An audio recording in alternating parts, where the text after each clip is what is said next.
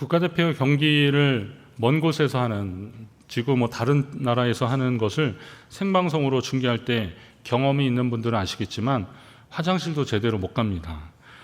하필이면 물 마시러 일어났을 때, 누가 전화 와서 전화 받고 있을 때, 이때 꼴이 나는 거예요. 리플레이야 다시 하겠지만, 그런데 그때 꼴을 난 장면을 못 본 게 그렇게 아쉬운 거예요. 그래서 전반전 끝날 때까지 그냥 꼼짝도 않고 전화 무음으로 해놓고, 그리고 내가 기필코 보고 말리라 그렇게 하고 있습니다. 왜 그렇습니까? 그 생생한 장면을 그 즉시로 보고 싶은 마음 때문에 그렇습니다. 요한복음 6장을 계속 읽다 보면 오병이어의 이적이 앞부분에 나오는데, 그런데 뒷부분에 이야기가 어떻게 이상하게 흘러가더니 66절은 뒷부분에 해당되는데, 오늘 우리도 읽었는데요. 이러므로 제자 중에서 많이 물러가고 다시 그와 함께 다니지 아니하더라 그랬습니다. 오병이어 기적을 베풀 때는 적어도 장정이 5천이고 어떤 사람들은 부녀자 아이들까지 하면 10,000명, 20,000명까지 헤아리는 그 많은 군중들이 예수님 주변에 있었는데, 오늘 66절 이하에 보니까 무슨 사연이 있었길래, 그 사이에 무슨 일이 있었기에 사람들이 이렇게 다 떠나가게 되었을까요? 저도 궁금했습니다. 수많은 무리들이 예수님의 말씀을 듣고 이적을 보러 다녔지만 그 예수님의 말씀을 들으면서 거기에 무슨 현상이 있었기 때문에 아마 지금 예수님 주변에 사람들이 많이 남지 않게 된 것입니다. 60절에 보니까 어떤 사람들이 이 말씀은 어렵도다, 누가 들을 수 있느냐 그랬습니다. 예수님 말씀에 환호했던 사람들이고 한 말씀도 놓치지 않으려고 해가 저무는데도 집에 가지 않았던 사람들인데, 이 사람들이 지금 많이 떠나가고 만 것입니다. 왜 예수님이 어떤 말씀 때문에 그들이 그런 반응을 보인 걸까요? 여러 가지 정황들을 볼 수 있는데, 우선 27절 말씀에 보니까 예수님이 썩을 양식을 위하여 일하지 말고 영생하도록 있는 양식을 위하여 하라, 이렇게 말씀하시는 대목이 나옵니다. 이건 뭐냐면, 예수님이 오병이어 사건을 통해서 그 많은 무리를 먹이니까 사람들이 예수님을 왕을 삼으려고, 왕으로 모시려고 예수님 주변에 막 모여든 거예요. 그랬더니 예수님이 너희가 썩을 양식을 위해서 일하지 말고 영생하도록 있는 양식을 위해서 일하라, 이렇게 말씀하시는 겁니다. 자신들의 그런 시도들, 그리고 예수님을 왕을 삼으려고 하는 그런 시도들, 이런 것들이 좀 무색하고 민망할 정도의 말씀을 하고 계신 겁니다. 35절에 예수님 그런 말씀 분명히 하셨거든요. 나는 생명의 떡이니 내게 오는 자는 결코 줄이지 아니할 것이고 또 나를 믿는 자는 영원히 목마르지 아니하리라, 이렇게 말씀하셨는데, 여기까지는 참 좋은데, 그런데 41절의 말씀을 보면 당신이 하늘에서 내려온 떡이라고 또 그러셔요.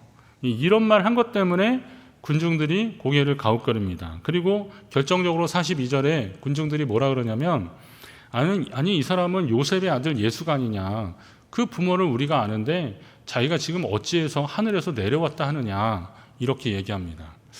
아니 예수님, 주님, 선생님 이렇게 따라다녔던 사람들이 어느 날 갑자기 이 사람 저 요셉의 아들 아니냐, 그 부모를 마리아하고 요셉을 우리가 아는데, 사실 그 예수님에 대한 표현 중에요, 마리아의 아들이라고 하는 표현들이 나옵니다. 이거는 아버지가 확실하지 않다, 이런 표현이기 때문에 당시로서는 그 요셉과 마리아 사이에서 동정녀 탄생으로 인한 그 소문들이 있지 않습니까? 그것 때문에 사람들은 약간 시시했지만 그래도 예수님에 대해서 그런 기적이 일어날 때는 그냥 묻어놨는데, 지금 예수님이 자기들의 기대와 다른 이야기를 하니까 슬슬 스물스물 이전에 묻어놨던 이야기들, 그리고 기억하지 않아도 될 이야기들을 지금 하나씩 끄집어내고 있는 겁니다.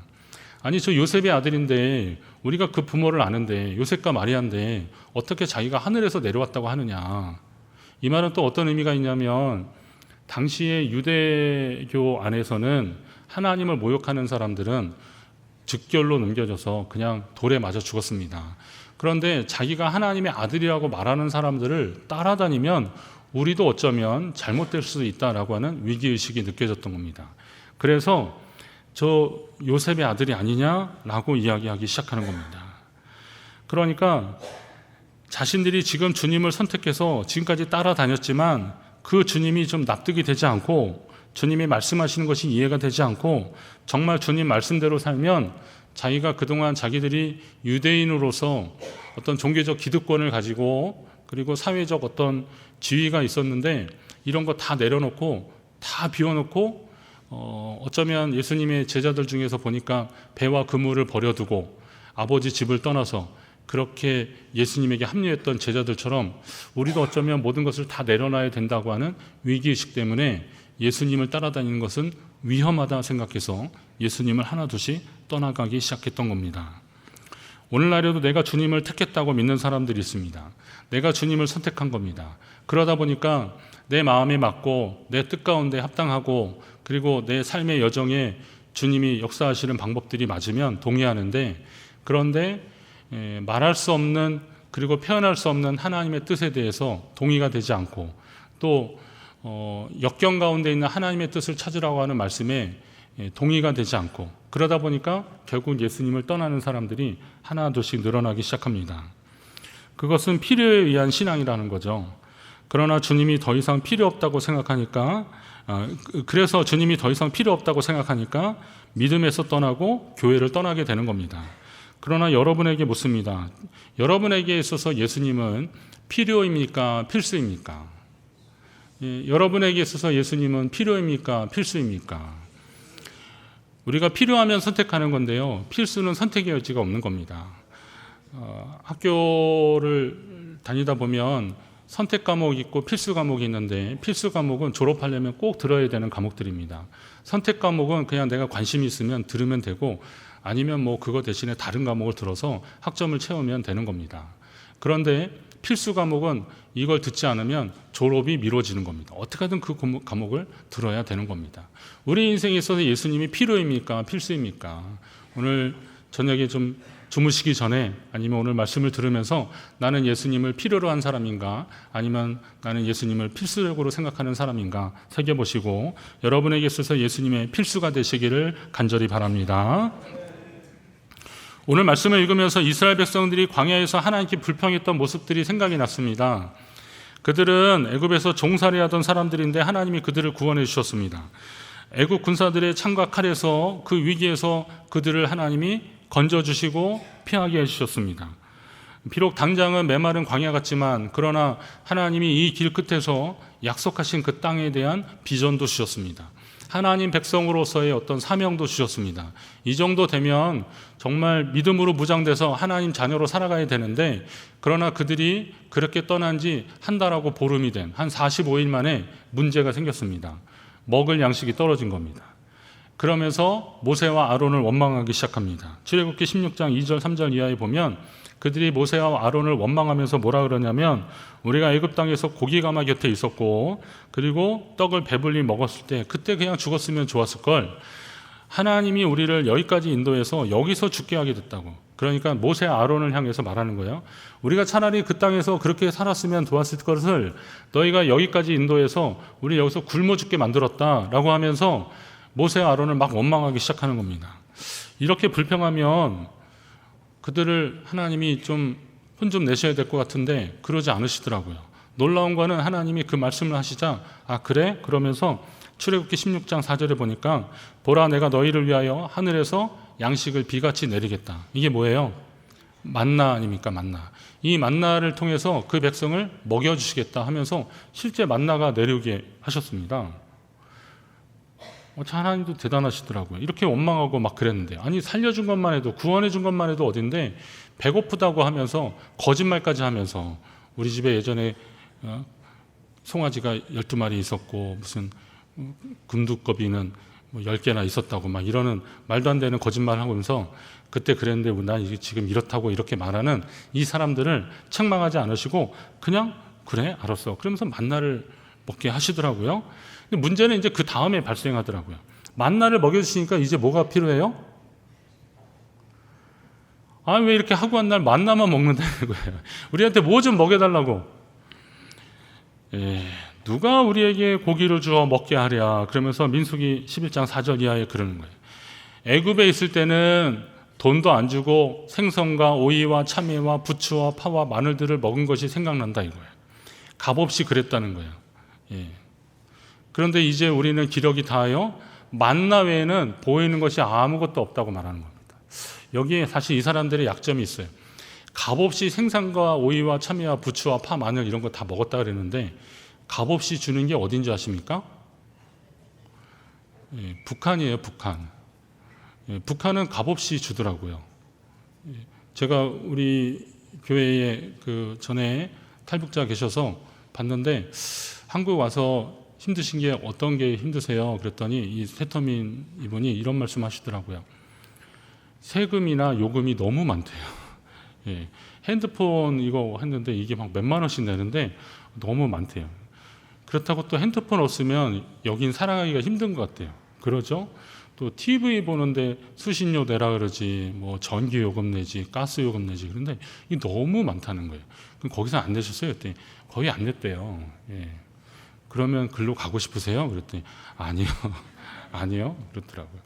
값없이 먹었다는 건 그들이 노예예요, 노예. 종이었기 때문에 그렇게 줬던 거예요. 그런데 그게 뭐 자랑이라고 우리 값없이 그렇게 먹었는데 지금 만나밖에 없다고 지금 이런 이야기를 하고 있는 거예요. 참 기가 막히죠? 물에 빠진 사람 건져주니까 보따리 내놓으라고 하는 그런 격입니다. 역시 하나님이 좀 화가 나셨어요. 그래서 결국은 그들에게 민수기 11장 33절에 보면 주긴 주셨는데 거기 표현이 재밌어요.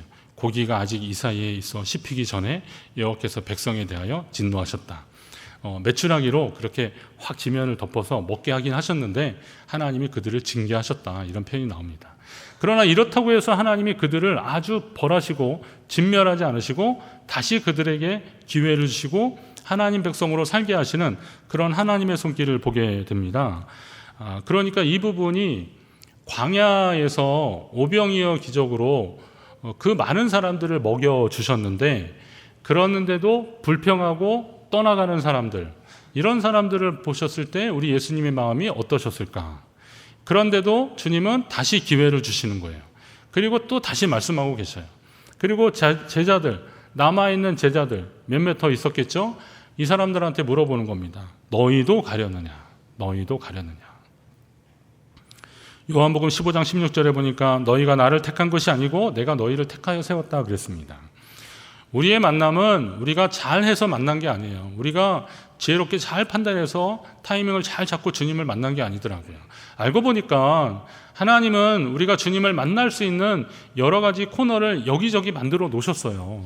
인생의 어떤 사연들을 계속 만들어 놓으시고 우리가 주님을 만날 수밖에 없는 상황으로 우리를 이끌어 주셨더라고요. 때로는 가족을 통해서, 친구를 통해서, 이웃을 통해서, 그리고 어떤 모임을 통해서 우리를 이곳으로 이끌어 주셨더라고요. 여러분, 그런 하나님의 손길에 감사하시기 바랍니다. 이건 하나님이 우리를 부르셨다는 거예요. 그 부르심 가운데 있는 사람들이 내 뜻과 좀 맞지 않는다고, 그리고 나와 좀 상관이 없는 것 같다고 슬슬 뒷걸음치다가 그냥 가버린다면 우리 주님의 마음이 얼마나 안타깝겠습니까? 주님이 그래서 다시 묻습니다. 너희도 가려느냐? 우리가 주님과의 만남이 선택에 의한 만남이 아니라는 것을 다시 한번 새기십시오. 우리 주님의 주권적 선택에 의한 만남, 다시 말해서 주님이 우리를 위해서 구원의 길을 먼저 열어놓으셨기 때문에 우리는 주님과의 만남이 가능했던 것입니다. 너희도 가려느라는 예수님의 말씀에 우리의 베드로가 뭐라고 대답합니까? 영생의 말씀이 주께 있사오니 어떻게 해요? 우리가 누구에게로 가오리까?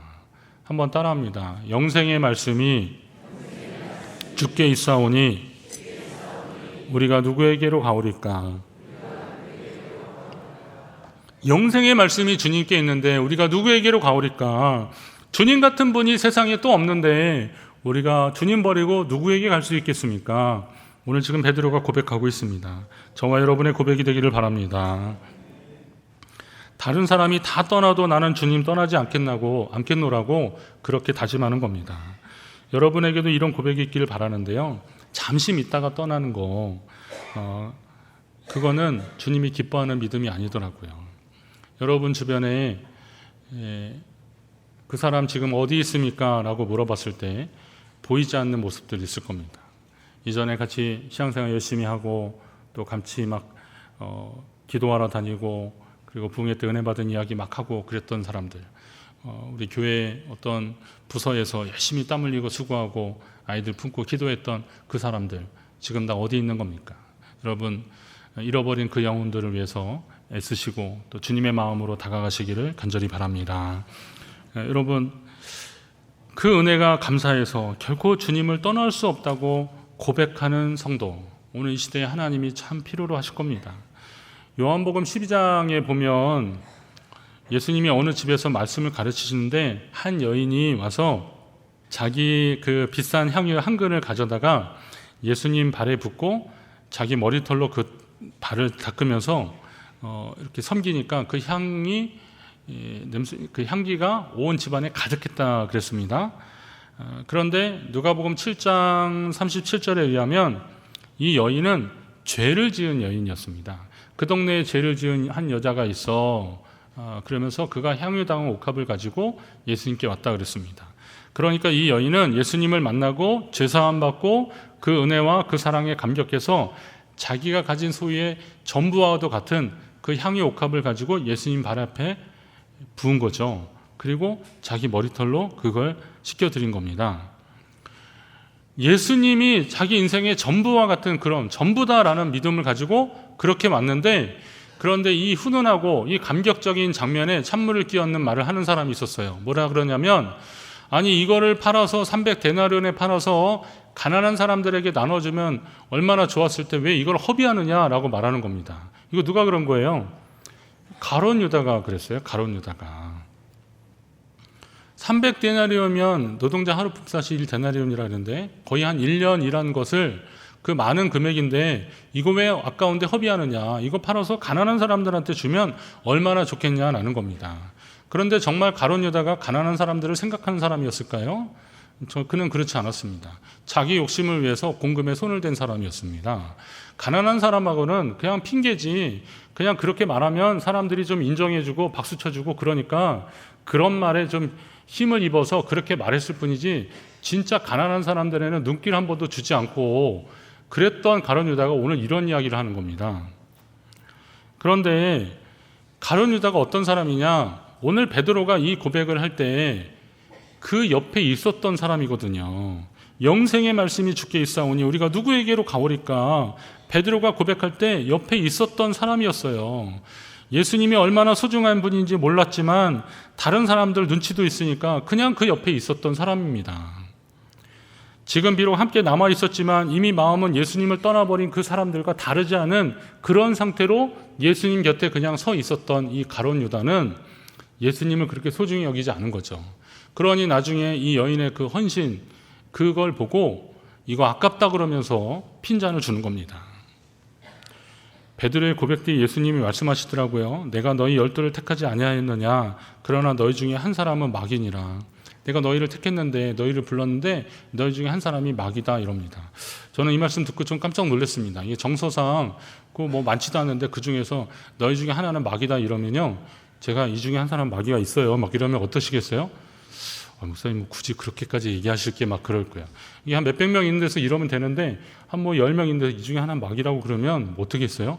누구지? 막 그러다가 나중에 예수님이 그 만찬 하시면서 나와 함께 그릇에 손을 넣는 사람이 나를 팔 거라 그러니까 예수님 주변에 누가 앉았는지 사람들이 막 관심 있게 막 보잖아요. 그런데 저는 예수님이 끝까지 그 이름을 말씀하지 않으시면서 그렇게 이야기하시는 이유가 있더라고요. 그건 뭐냐면 가룟 유다에게 마지막 기회를 주시려고 그러시는 거예요. 지금 마음이 뜨끔했거든요. 영생의 말씀이 주님한테 있는데 우리가 어디로 가겠습니까? 이렇게 말할 때 자기는 아니었거든요. 나도 사실 저 사람들 가고 싶을 때, 아까 그때 그 바리새인 떠날 때, 아까 그 사람, 내 구면이 있는 그 사람 떠날 때 나도 가고 싶었는데, 그래도 예수님의 12제자 중에 이름이 올려져 있는 나는 도저히 용기가 없어서 그냥 여기 남아 있었던 건데, 그런데 오늘 예수님이 그런 충격적인 말씀을 하시잖아요. 그러면 다른 사람 몰라도 가룟 유다는 알고 있었을 거라는 거죠. 그런데 이때 침묵하고 그냥 넘어가 버리더라고요. 그러면서 슬슬 자기 안에 있는 것들이 나오기 시작하는데, 아까 그 향유 부은 여인한테 이거 팔아서 가난한 사람들에게 나눠주면 얼마나 좋았겠냐고 그렇게 말하고 결국 예수님을 배신하고 예수님을 팔아버리고 말았습니다. 오늘 우리 안에 주님과 함께하고 싶은 마음이 가득해야 되는데, 그것은 누구 때문이 아니라, 어떤 사람의 눈치 때문이 아니라 주님을 더 사랑하고 주님을 존귀히 여기는 마음으로 주님 곁에 남아있는 저와 여러분 되시기를 바랍니다. 우리도 주님 안에, 주님의 교회 안에서 주님과 동행하는 자가 되어야 됩니다. 그럴 리 없겠지만 몸만 와 있는 자가 아니라 마음과 정성과 뜻과 힘을 다해서 주님이 머무시는 그곳에 함께하는 자들이 되시기를 주의 이름으로 축원합니다. 사랑하는 성도 여러분, 하나님과 여러분이 맺어주신 것들에 대해서 소중히 여기십시오. 우선은 교회와 성도의 관계가 그렇습니다. 교회는 그냥 단순한 건물이 아니지 않습니까? 교회는 우리 주님이십니다. 그럼 주님과 우리가 맺어진 것을 소중히 여기시고 이 만남을 계속 이어가야 할 것입니다. 또 우리 옆에 있는 성도들을 소중히 여기십시오. 성도는 그리스도의 몸의 각 지체로서 하나님이 맺어주신 만남들입니다. 이 만남들을 소중히 여길 때 우리가 더 건강한 그리스도의 몸을 이룰 수 있는 것입니다. 나 하나만 건강한다고 해서 될 일들이 아닌 것입니다. 그렇다면 각 지체들은 주님이 우리에게 맺어주신 소중한 만남들입니다. 그가 어려움 당하고 있고 그가 슬픔에 잠겨 있고 그가 방황하고 있을 때 그 영혼을 위해서 기도하는 저와 여러분 되시기를 바랍니다. 내가 아니라서 다행이라고 생각하지 마십시오. 그가 아프고 그가 힘들면 결국은 교회가 아픈 겁니다. 우리가 아픈 겁니다. 함께 공감해 줘야 되는 것입니다.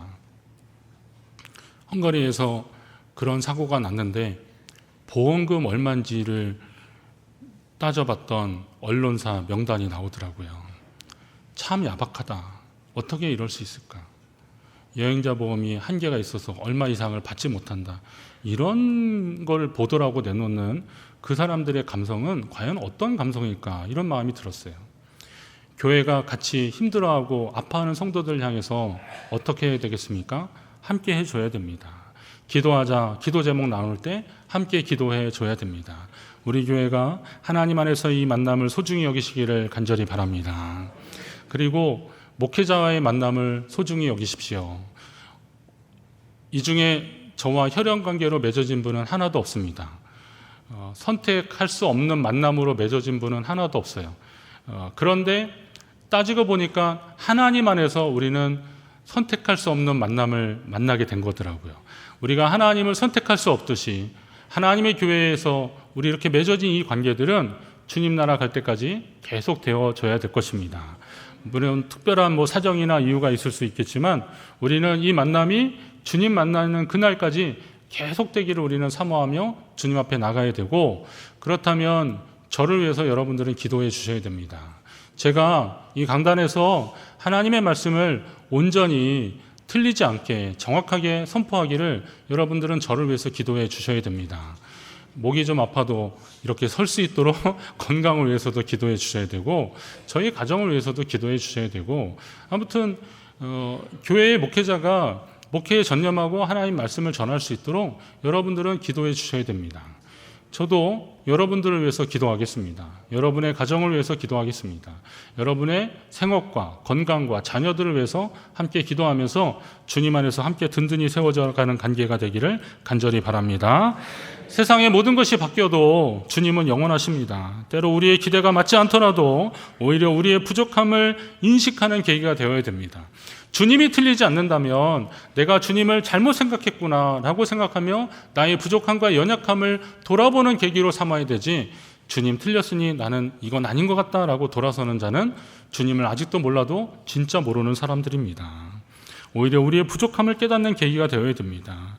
그리고 쉽게 실망하고 의심하고 떠나버리는 자가 아니라 주님의 역사하심을 믿고 세상의 기류에 쉽게 흔들리지 않는 듬직한 믿음의 자녀들 되시기를 간절히 바랍니다. 변치 않는 주님, 영생을 허락하시는 주님, 그 한 분으로 만족해하며 복된 만남을 이어가는 저와 여러분 되시기를 간절히 바랍니다.